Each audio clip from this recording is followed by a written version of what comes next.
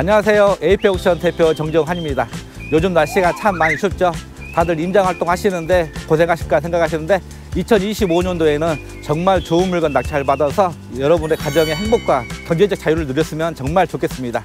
자, 오늘 소개할 경매 물건은 신림역에서 도보 11분 거리 내에 있습니다. 그리고 제가 서 있는 이곳은 도림천인데 젊은 사람들이 정말 선호하는 운동하기 좋고 산책하기 좋은 그런 곳에 바로 저희 물건이 위치하고 있습니다. 그리고 호실수를 13개의 원룸과 무려 19평 이상 되는 주인 세대를 가지고 있습니다.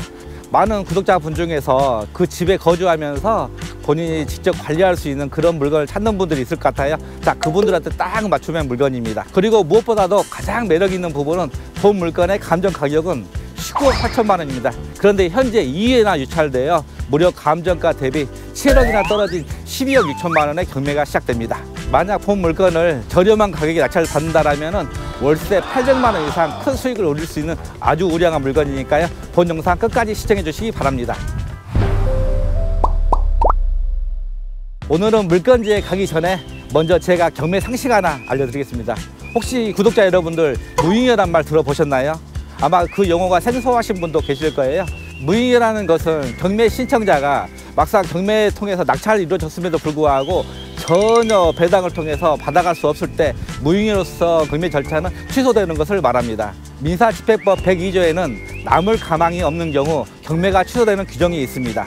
우리가 많이 접하는 경매 물건의 경우 제1순위인 은행이 경매 진행하는 경우가 많아요. 그런데 이 경우는 전혀 무잉여의 문제가 발생하지 않습니다. 그렇지만은 개인 간의 채무관계에 의한 강제경매 또는 임차인이 보증금 반환 소송을 통해서 경매를 진행하는 경우 무잉여의 문제가 간혹 발생할 수가 있어요. 경매 신청자가 배당 순서에 따라서 배당을 받지 못하는 경우 이때 무잉여로서 경매가 취하되는 경우가 있어요. 경매 신청자가 경매 배당 순서에 의해서 배당을 받지 못하는 경우 법원은 자동적으로 경매를 취하게 되어 있습니다. 따라서 우리가 배당표를 살펴보는 것도 굉장히 중요한 포인트가 될 수 있습니다. 그리고 만약 무잉여가 예상되는 경우 법원은 경매 신청자에게 매수 통지서를 보내게 됩니다. 매수 통지서를 받은 경매 신청자가 적정한 가격을 제시하여 법원에 매수 의사를 표시한다면 경매는 예정대로 진행이 됩니다. 만약 그렇지 않다면 자동적으로 경매는 취하게 되어 있습니다. 이렇듯 낙찰을 받았다 하더라도 무잉여로 인해 취하가 될 수 있는 그런 물건이 있거든요. 그렇기 때문에 우리가 입찰하기 전에 경매 신청자의 청구 금액이라든가 무잉여가 될 수 있는지 여부를 꼼꼼히 살펴보는 것도 굉장히 중요합니다. 자, 오늘 굉장히 추운 날씨인데 자, 그래도 우리 좋은 물건 찾아서 힘차게 한번 저희 물건지로 가보겠습니다. 저를 따라오시죠. 여기 한번 도림천 화면 한번 보여주시죠. 자, 구독자 여러분도 잘 아실 건데 우리가 신림역은 가장 젊은이들이 선호하는 지역이에요. 먹자골목이 굉장히 발달되어 있고 그리고 눈에 보이는 도림천이 있어서 운동하고 여기에서 산책하고 하는 그런 좋은 시설들이 다 갖춰져 있어요. 그렇기 때문에 가장 임차인이 풍부한 지역이 이곳이니까 자, 오늘의 물건 다시 한번 관심 가지고 다 지켜보시기 바랍니다. 지금 여기에 좀 보이는 곳은 그 신원시장이에요. 바로 저희 물건지로부터 굉장히 근거리에 시장이 있어서 많은 생활하는 임차인들이 이 시장을 활용할 수 있는 아주 매력적인 곳입니다.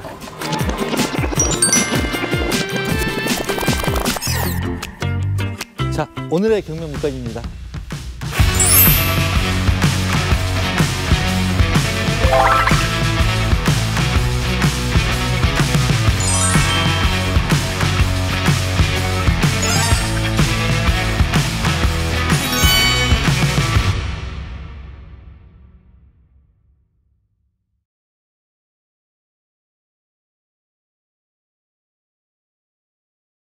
본건의 사건 기본 내역부터 살펴보겠습니다.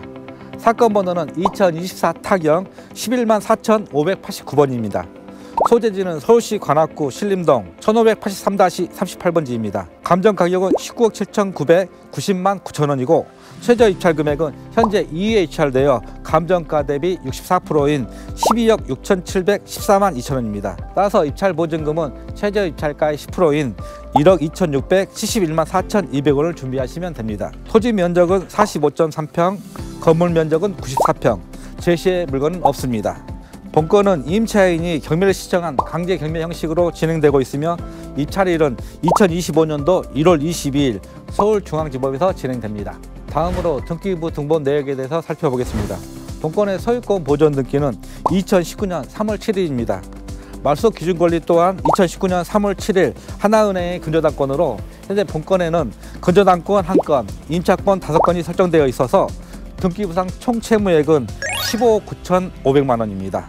본건을 낙찰받았을 때 등기부상 인수되는 법적 권리는 전혀 없으며 근저당권 등은 모두 말소 가능합니다. 건축물 대장에 대해서 살펴보겠습니다.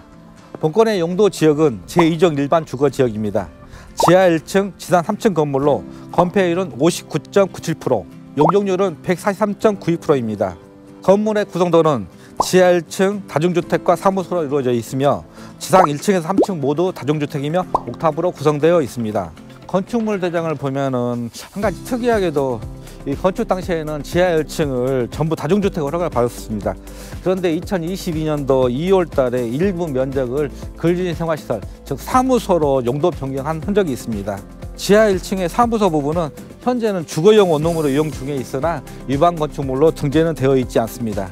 그리고 주차장은 5개 2대, 엘리베이터는 없는 상태입니다. 층별 구성도를 살펴보겠습니다.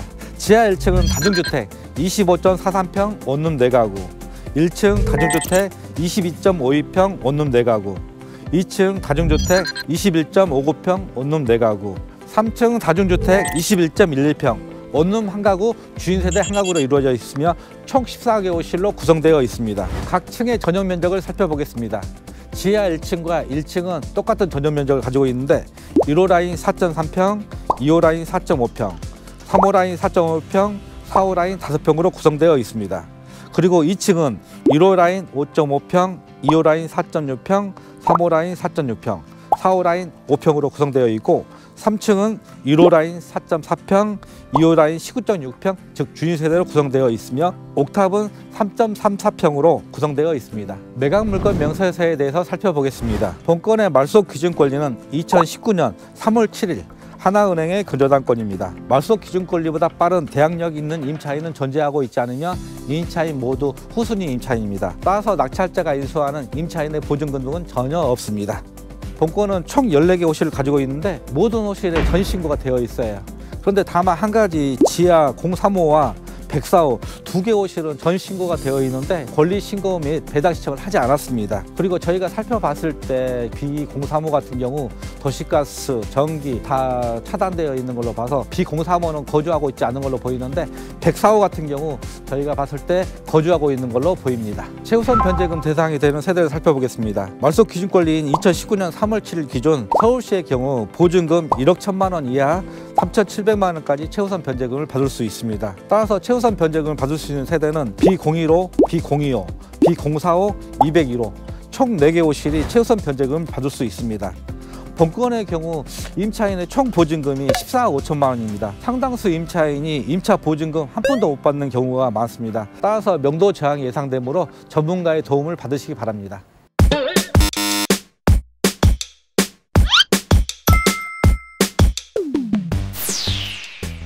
건물의 외부 모습 및 내부 모습 살펴보겠습니다.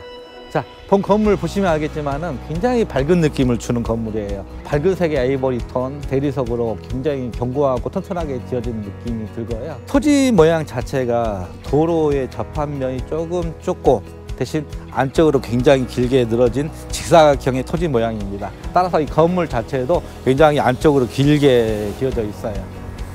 지금 보시는 바와 같이 현관문은 골드빛으로 굉장히 올해 대박 날 것 같은 그런 느낌을 주는 건물, 새진 골드빛입니다. 현관문 좌측에 우편함이 보이는데 지하층과 1층, 2층, 3층 본 건물은 총 지하 1층, 3기층 건물로 우편물은 지금 여러 가지 쌓여있긴 한데 그중에 유난히 많이 띄는 게 지하 035 여기에 좀 우편물이 굉장히 많이 꽂혀 있네요. 아마 이 035에는 사람이 거주하지 않을 수 있습니다. 그리고 우편함 좌측에 지하 1층에 유리창이 보이고 있어요. 그래서 생각보다 지상으로 좀 올라와 있는 느낌이 들고 또 좌측에 조그만 공간들이 보이는데 이 공간 속에 지금 실외기가 설치가 되어 있습니다. 저 멀리 지하층에 창문이 보이는데 다 자연 채광이 충분히 방 안으로 들어올 수 있습니다. 우측 한번 살펴보겠습니다. 우측에 지금 주차 공간이 있는데 여기에는 주차 총 2대를 댈 수가 있어요. 근데 차가 가로막고 있기 때문에 잠깐 좀 안쪽에 들어가 볼게요. 건물 우측에 전기 계량기 단지 보이고 있는데 단전기 세대 있는 것 살펴볼게요. 계량기는 총 14개의 호실과 그다음에 공용 전기로 되어 있는데 지금 단전된 세대 하나가 보이고 있네요. 지하 B035 여기가 지금 전기가 단전되어 있습니다. 건물 안쪽으로 더 들어가 보겠습니다. 건물 우측에 다 깔끔하게 쓰레기 같은 거 특별하게 없고 건물 뒤편도 뭐 그렇게 크게 넓은 공간은 없지만 실외기 2대가 보이고 있고 지하층에 창문이 다 설치가 되어 있는 게 보입니다. 제가 지금 건물 내부모 살펴보고 있는데 다른 건물들 봐도 마찬가지지만 분리수거함이 다 있잖아요. 그런데 이 건물에는 지금 현재 분리수거함이 설치가 되어 있지 않아요. 그렇기 때문에 제가 생각해 보건데 이 건물 우측 약간의 공간이 있는데 이 공간 속에 분리수거함을 설치한다라면 여기 딱 어울리는 자리일 것 같습니다. 자, 건물 내부 모습 한번 살펴보겠습니다. 안에 들어오자마자 지하 1층이 바로 눈에 보이고 1층은 반계단 올라와서 지금 1층이 잘 잡고 있는 게 보이거든요. 제가 외부에서 봤을 때 지하층이 좀 위로 상부로 많이 올라와 있다는 느낌 받았듯이 그렇기 때문에 1층이 전부 다 반계단 위에 있습니다. 1층 현관문 들어와서 바로 좌측에 CCTV가 설치가 되어 있는데 지금 화면 동작 이상 없이 잘 작동되고 있습니다. 그리고 1창에 지금 청소를 하고 있는지 여부가 표가 되어 있는데 지금 12월 25일까지 청소가 기록이 있네요. 그래서 좀 최근까지도 계속 청소를 하고 있고 건물 관리 깔끔하게 유지되고 있습니다.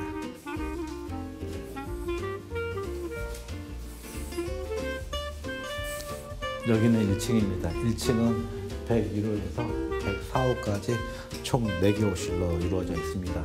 전용 면적을 살펴보면 101호는 4.3평, 102호 4.5평, 103호 4.5평, 104호 5평 이렇게 4.3평에서 5평으로 이루어져 있습니다.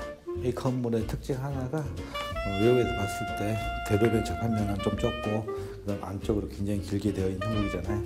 그래서 보시면 알겠지만 굉장히 복도가 안쪽으로 길게 나란히 되어 있어요. 그리고 한 가지 장점이 하나 눈에 보이는데 보통 건물 굉장히 환기가 잘 되는지 여부 굉장히 중요하잖아요. 건물 복도 측에 지금 이렇게 창문이 다 설치가 되어 있어요. 그래서 자연스럽게 외부 공기가 마무리 유지할 수 있어서 내부 실내 공기 굉장히 산뜻하게 유지 관리가 될 수 있는 구조로 되어 있습니다. 복도 쪽에 조그만 창고문이 보이는데 이 창고는 보일러실로 이용되고 있어요. 보일러실 안에 총 4대의 보일러가 설치가 되어 있고 도시가스 혹시 공급지 안 되는 세대가 있는지 확인하고 있는데 1층은 전혀 공급지 안 된 세대 없습니다. 그리고 1층 내부 타일을 보면 굉장히 밝은 톤으로 되어 있어요. 그래서 건물이 굉장히 산뜻한 느낌을 주고 있어요. 정말 깔끔하게 유지 관리되고 있네요. 자, 2층 한번 올라가 보겠습니다.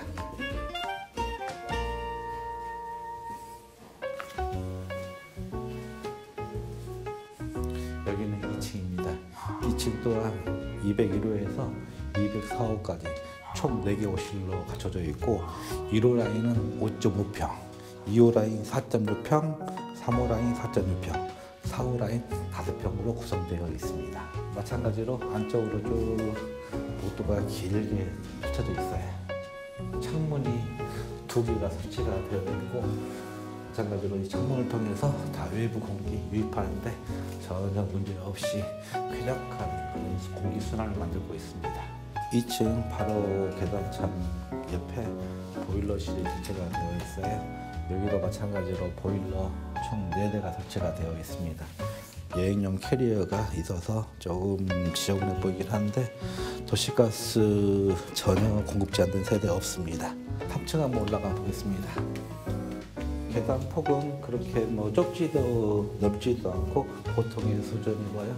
그다음에 창문이 다 외부에 있어서 이 창문 통해서 또한 공기순환 자연스럽게 이루어지고 있어요. 여기는 3층입니다. 3층은 302호, 302호로 이루어져 있습니다.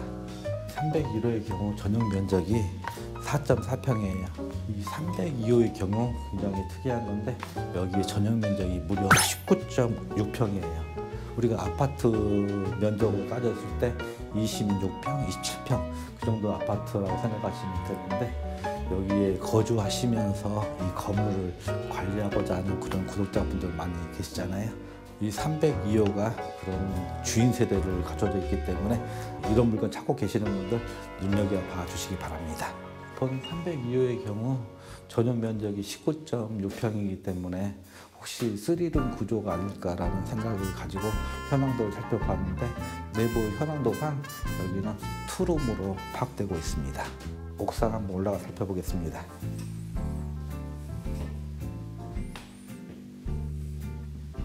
옥상 올라가는 중간쯤에 개인 짐들이 좀 보관되어 있네요. 그런데 지금 옥상 벽면 타일이 파손되어 있어요. 총 6장이 파손되어 있는데 이 부분은 뭐 수리하는데 큰 비용은 들지 않고 수리 가능할 것 같습니다. 그리고 또 옥상 부분에 약간의 하자가 보이는데 천장을 보면은 누수 흔적이 보여요. 이 부분은 실내에 뭐 크게 누수를 일으킬 것 같지는 않은데 외부의 빗물에 의해서 살며시 조금 스며든 흔적이 보입니다. 이 부분은 나중에 옥상 지붕 쪽을 약간 방수 작업을 좀 해야 될 것 같네요. 그리고 옥상으로 나가는 문 상단에 타일이 접촉면에서 약간의 타일이 깨져 있네요. 자, 여기는 옥상입니다. 오늘 날씨가 굉장히 추운 날인데 그래도 공기는 상쾌하네요. 저기에 바로 관악산 자락이 보여서 더더욱 공기가 좋은 것 같은데 여기에도 아마 둘레길이 발달되어 있지 않을까 라는 그런 생각이 듭니다. 옥상 누수가 발생되는지 한번 살펴보는데 약간의 실금들은 가 있는 게 보이네요. 뭐 미세한 걸로 봐서 이 상태에서 뭐 옥상 누수가 일어날 것 같지는 않습니다. 그 다음 옥상에 여러 가지 실외기가 설치가 되어 있고 현재 배수 상태는 아주 양호하게 되어 있는 것 같아요. 전혀 배수구에 지금 쓰레기라든가 진흙 먼지 같은 게 전혀 보이지 않고 있습니다.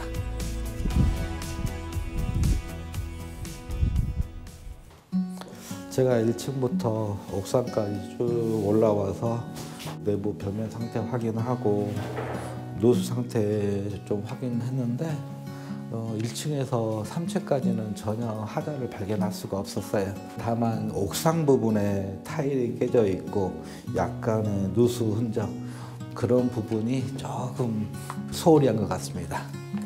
마지막으로 지하 한번 살펴보겠습니다. 여기는 지하 1층입니다. 지하 1층 또한 01호에서 045까지 총 4개 호실로 구성되어 있고 전용 면적 살펴보면 1호 라인은 4.3평, 2호 라인 4.5평, 3호 라인 4.5평, 4호 라인 5평으로 구성되어 있습니다. 그리고 지하층도 마찬가지로 복도에 지금 창문이 있어요. 그래서 지하층 또한 전혀 습한 기운을 느낄 수가 없어요. 그만큼 공기순환이 잘 된다는 거거든요. 자, 이 부분은 이 건물의 장점인 것 같습니다. 자, 여기 복도 쪽에 지금 창고문이 있고 이 또한 여기에 보일러실이 설치가 되어 있어요. 보일러에 지금 살펴봤는데 B035 여기가 도시가스 공급제 안 되어 있습니다.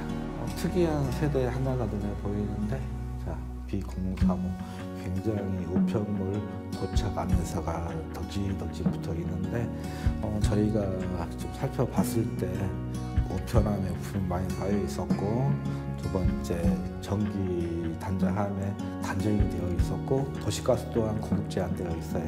따라서 이 B035에는 비록 전신고된 사람은 있는데 여기에 거주하지 않을 걸로 일단 판단이 됩니다.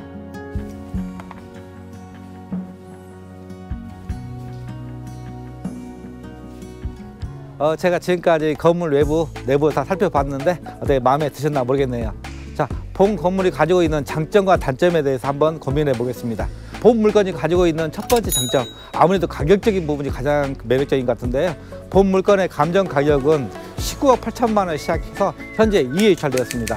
따라서 감정가 대비 7억 원까지 떨어져 현재 12억 6천만 원에 진행되고 있거든요. 그래서 가격적 매력이 가장 큰 부분이고, 두 번째 장점으로 생각할 수 있는 부분이 3층의 주인 세대를 가지고 있습니다.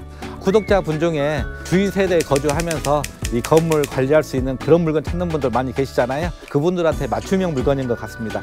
그리고 세 번째 장점으로 본 물건지로부터 신림역까지 도보 11분 거리 내에 있어요.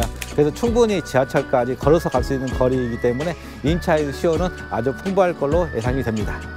그리고 마지막으로 장점으로 생각할 수 있는 게, 우리가 경매 물건 보면은 많은 물건들이 불법 건축물로 인한 이행강제금 부과하고 있잖아요. 본 건물은 위반 건축물에 등재되어 있지 않아서 이행강제금 또한 전혀 없습니다. 다만 지하 1층의 사무소 부분을 주거용으로 사용하고 있어서 약간의 등재 위험 가능성은 있다는 점, 이 점은 참고해 주시고요. 그리고 본 물건이 가지고 있는 단점에 대해서 고민을 해 보겠는데, 딱히 단점이라고 지적할 부분은 크진 않은데, 옥상 부분에 벽면 타일이 파손되어 있고 약간의 누수 흔적이 보이는 거, 이 부분 단점으로 지적할 수가 있고, 토지 모양이 시각적으로 봤을 때 전면부보다는 안쪽으로 길게 되어 있는 직사각형 구조예요. 그래서 외부에서 봤을 때는 조금 작아 보이는 규모의 건물인데 막상 안에 들어가 보니 굉장히 넓게 되어 있어요. 자, 그리고 단점으로 지적할 수 있는 부분이 본 건의 토지 면적이 46평이에요. 우리가 경매에 나온 물건들 보통 보면은 46평 토지 면적에 보통 4층 건물이 많잖아요. 그런데 본건은 3층 건물이에요. 이유가 뭐냐면 실제적으로 본 건물 더 지을 수 있었음에도 불구하고 3층까지밖에 짓지 않았기 때문에 용적률을 제대로 활용하지 못했어요. 그렇기 때문에 호실수가 총 14개 호실인데 아무래도 수익률 부분에서 좀 떨어지지 않나, 그래서 이게 결정적인 2회 유찰 사유가 되지 않냐라는 그런 생각이 듭니다. 마지막으로 수익률 부분 고민 한번 해보겠습니다. 본 물건의 전용 면적은 보통 4.5평에서 5평 정도로 이루어져 있어요. 따라서 월세 시세는 약 보증금은 500만 원 또는 1000만 원, 그리고 월세는 45만 원에서 50만 원 정도가 되지 않을까 싶어요. 그래서 주인 세대를 월세로 맞추는까지 포함했을 때 총 800만 원 이상 수익을 올릴 수 있는 그런 물건인 것 같습니다. 저희 에이페이 옥션은 부동산 경매 컨설팅 전문 기업입니다. 평소에 시간이 없어 경매 공부를 할 수 없는 분, 그리고 경매가 어려워 왠지 경매로서 투자하기가 망설여지시는 분, 그리고 믿고 신뢰할 만한 컨설팅 업체를 찾고 계시는 분, 언제든 간에 전화 주시면 좋은 물건, 좋은 가격에 낙찰받을 수 있도록 최선의 노력을 다하겠습니다. 본 영상이 마음에 드시면 구독과 좋아요 꼭 눌러주세요.